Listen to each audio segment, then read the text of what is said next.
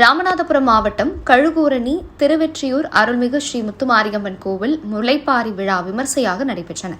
ஆலயத்தை மின் விளக்குகளால் அலங்காரம் செய்யப்பட்டு முக்கிய வீதி வழியாக கரகம் எடுத்து வரப்பட்டு மேளதாளத்துடன் விரதமிருந்த பெண்கள் முளைப்பாரியை தலையில் சுமந்து முக்கிய வீதி வழியாக வலம் வந்து நீரில் கரைப்பதற்கு முன் முளைப்பாரியை சுற்றி கும்மி அடித்து அம்மனை வேண்டி முளைப்பாரியை நீரில் கரைத்தனர். மாரியம்மன் திருவிழாக்களில் கரகம் எடுத்தல், முளைப்பாரி வளர்த்தல் மற்றும் முளைப்பாரி கரைத்தல் ஆகியவை மிகவும் புனிதமான மற்றும் தொன்மையான வழிபாட்டு சடங்குகளாகும். மழை வளம் பெருக, நோய் நொடிகள் நீங்க மற்றும் ஊரின் செழிப்புக்காக இச்சடங்குகள் நடத்தப்படுகின்றன. முளைப்பாரி என்பது நவதானியங்களை மண் சட்டியில் போட்டு முளைக்க வைத்து அம்மனுக்கு படைக்கும் வழிபாடாகும். நெல், கம்பு, சோளம், திணை, சாமை, வரகு, உளுந்து, பாசிப்பயிறு, எள் போன்ற நவதானியங்கள் சுத்தமான மண் சட்டியில் எருவுரம் மற்றும் ஆற்று மணல் கலந்து நிரப்பி வளர்க்கப்படுகின்றன. திருவிழா தொடங்கும் போது காப்பு கட்டியவுடன் விரதமிருக்கும் பெண்கள் புனித நீராடி தானியங்களை சட்டியில் விதைப்பார்கள்.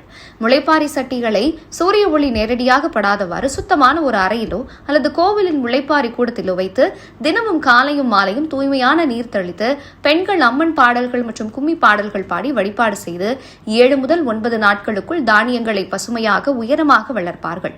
முளைப்பாரியின் வளர்ச்சியை வைத்து அந்த ஆண்டின் விவசாய செழிப்பு கணிக்கப்படுகிறது. கரகம் என்பது சக்தியின் அம்சமாக இறைவனை செம்பில் ஆவாகனம் செய்து தலையில் சுமந்து வரும் வழிபாடாகும். கரகம் பித்தளை அல்லது செம்பு சொம்பில் புனித நீர், நவரத்தினங்கள், நாணயங்கள், வேப்பிலை ஆகியவை நிரப்பி சொம்பின் மேல் தேங்காய் வைக்கப்பட்டு அதை சுற்றி கூம்பு வடிவில் பூச்சரம், மல்லிகை, கனகாம்பரம் மற்றும் வேப்பிலைகளால் அலங்கரிக்கப்பட்டு அதன் உச்சியில் எலுமிச்சை பழம் வைத்து பூசாரி அல்லது விரதமிருந்த பக்தர் நதியில் அல்லது குளத்தில் சிறப்பு பூஜைகள் செய்து பம்பை மேளதாளங்கள் முழங்க சக்தியை அதில் ஆவாகனம் செய்து தலையில் சுமந்து ஊர்வலமாக செல்வர். ஊர் எல்லை வரை சென்று ஊரை காக்கும் தெய்வமாக இது கருதப்படுகிறது. திருவிழாவின் இறுதி நாளில் முளைப்பாரியை நீரில் கரைக்கும் சடங்கு நடைபெறும். வளர்த்த பசுமையான முளைப்பாரியை பெண்கள் தங்கள் தலையில் சுமந்து கொண்டு பாரம்பரிய வண்ண உடைகளில் கோவிலை சுற்றி வருவார்கள்.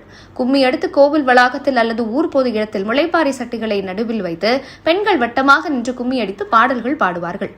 நீர்நிலைகளில் கரைப்பதற்கு ஊர்வலமாக மேளதாளங்கள், நையாண்டி மேளம் மற்றும் கரகாட்டத்துடன் கிராமத்தின் முக்கிய வீதிகள் வழியாக முளைப்பாரியை ஊர்வலமாக எடுத்து வந்து குளம், ஆறு அல்லது கிணற்றிற்கு கொண்டு செல்வார்கள். நீர்நிலையை அடைந்ததும் சிறப்பு பூஜைகள் செய்து முளைப்பாரியின் வேர்களை நீரில் கரைப்பார்கள். இதன் மூலம் நிலம் செழிக்கும், மழை பொழியும், விவசாயம் தழைக்கும் என்பது நம்பிக்கை. தானியங்கள் நன்றாக முளைப்பது அந்த ஆண்டின் விதை நெல் தரமாக உள்ளதை உணர்த்தும் அறிவியல் பூர்வமான முறை.